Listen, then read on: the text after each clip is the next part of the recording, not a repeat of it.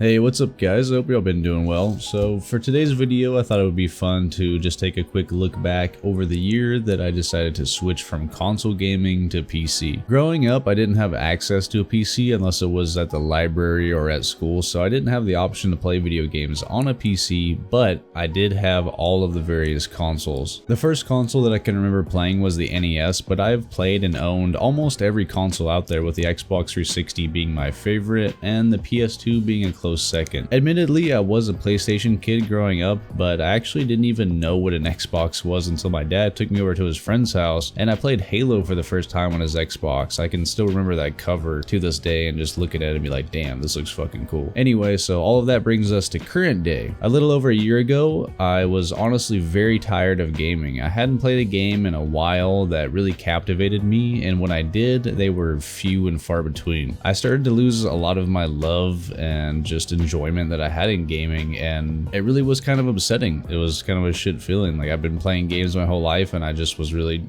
falling out of love with it, as silly as that sounds, but I really was. But here's where the PC comes into play and why I'm making this video in the first place. I began to get more and more interested in PC gaming, and I always had been. I have a laptop and I played games on it, but they ran terribly because the laptop was shitty, so I really didn't get that full PC experience. That is, however, until a friend of mine offered to sell me his. So right when I was interested in getting into PC gaming, one came up and we made a deal, and now the PC was mine. And then obviously I made my first video about switching to PC from console over a year ago, and now my skills and competence when it comes to PC gaming has greatly improved and evolved over that year, and so I thought I would make a video of what the experience has been. So anyway, with all that backstory out of the way, let's go ahead and get into what my experience has been over this last year from switching from console to PC. So first off, yes, this is going to be an obvious one, but I want to talk about graphics pretty quickly. This is an obvious one that everybody comes back to when they want to talk about PC gaming. They say PC gamers are graphic whores and all they care about is high fidelity, 60 FPS, 120 frames, like all that shit, whatever. PC is where video games are created, so in turn, video games look the best on a high-end PC. However, my PC has gotten to the point where it doesn't really run games as smoothly as my PS5 does. So it's getting to the point where I'm gonna prefer to play games on my PS5 for now until I do upgrade my computer. But bottom line is, yes, games do look better on the PC.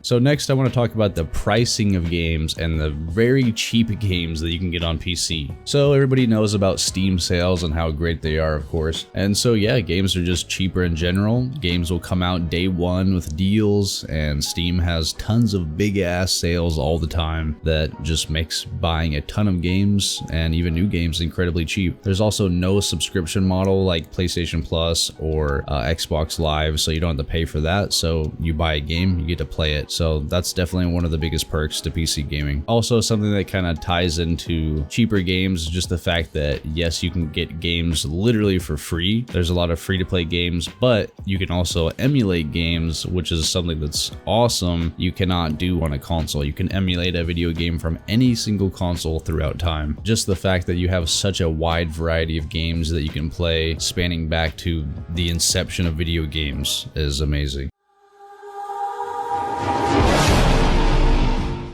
Next up, like I just was talking about, subscription services. Unless you're playing a game like an MMO like WoW where it requires a monthly fee, there is no subscription model, so you pay for the game, you get to play it. And then we just have better community interaction in general. What I've found specifically since Call of Duty kind of died is the fact that game chat went away when the party system was implemented, where you didn't have forced game chat. So nobody's in lobbies, nobody's talking, everybody's in a party chat now. And that community interaction I had when I first started playing games online just kind of died. Whereas in the PC community, there's so many people that are just willing to talk to you, and whether they're toxic or not, there's just a more active community in general, I feel, of people talking to each other. But that could just be me, but that's what I've noticed.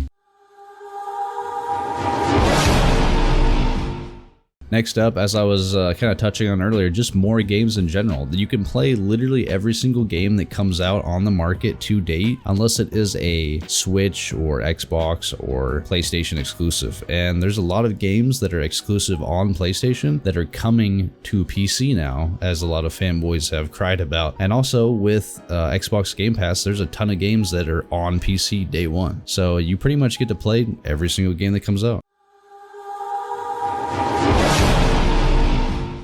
Next up, I want to touch on mouse and keyboard and the pros and cons of it. So when I first started with PC gaming, the mouse and keyboard was incredibly hard to get used to. It took me a very long time. I had to play countless Counter-Strike deathmatch games just to get used to actually aiming and being able to use the keyboard. It's essentially like if you try to have somebody learn to use a controller for the first time, it's going to take a long time to get used to. But of course, over time, I did adapt, and now I'm pretty good with the mouse and keyboard. And what I've really found is that it's just more comfortable, especially in FPS games. And FPS games such as Doom in general are so much better. There is no comparison. There's a reason that console FPS games have aim assist and PC doesn't, and there's a reason why so many people complain about playing against people that are on PC if there's a cross-platform game. And that's because using a controller where you're slow and clunky using analog sticks, you're moving around a lot slower, it's harder to aim. With a mouse and keyboard, it's pinpoint accuracy, and that's the reason why so many competitive people are playing with mouse and keyboard, of course.